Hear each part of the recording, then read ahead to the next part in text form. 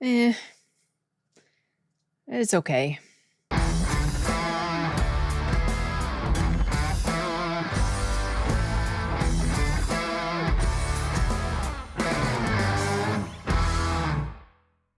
was kind of disappointed to feel that way, honestly. I guess I went into this not with high hopes for it, but thinking that it was going to be a little bit more interesting than it felt like by the time it was done. I did go into this with a preconceived idea as to what I thought was really happening. That ended up not being the case. I won't tell you what that is in case you're interested to watch this. But basically the premise of this story is Halle Berry plays a mother of two twin boys, and they're living in the woods or the forest or something. And there is an evil out there. And the only thing that can protect them from this evil is to remain tied literally to the house or to be touching this house in some form or fashion. She mentions that her mother had seen the evil and her mother's mother before that, or something like that. And this house was built and the wood is special and they have to touch the wood and protects them. And they keep the ropes tied to the house. And when they go off and they venture every day into the woods to gather for food and stuff like that, they can't go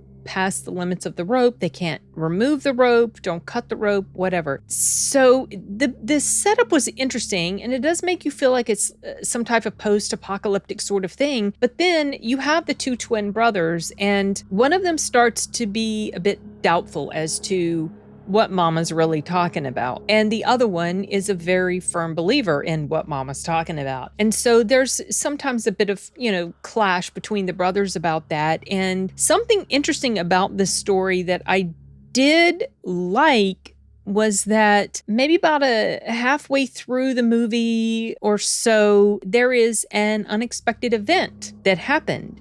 And when it happened, I was like, whoa, oh, I did not see that one coming. And so I appreciated that. So I like that there were moments where my expectations were subverted. But by the time this thing was over, I had a sense of not being fulfilled by the story. You were questioning the whole time whether the mother, played by Halle Berry, like I've already said, and she did a great job in here, she was fine, but you question the whole time whether she was crazy. And then of course you doubt that doubt, because there's these different things that happen that subvert that doubt. But then there's other stuff that subverts that doubt that you had, that doubt that you doubted, whatever. It's like you can't quite figure it out. Maybe it's that multiple things are going on, and maybe it's a little bit of a bunch of different stuff. So I think I get what was really happening, but there's a part of me that isn't quite sure. And even if I have all the answers to what's really happening, it still doesn't feel like this was a film that fully delivered. While I did appreciate some of the my goodness, what is going on in there?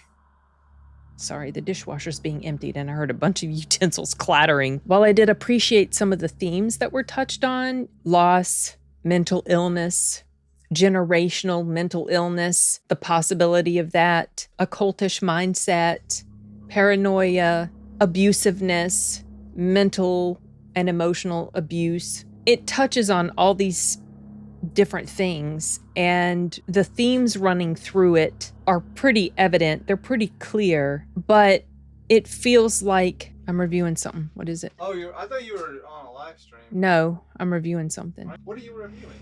Never Let Go. And I don't remember what I was going to say. Oh no, I feel like I need to have a sign outside my office door saying, recording in progress. Yeah, I hear you. You just come in and interrupt anyway? Depends on what's going on.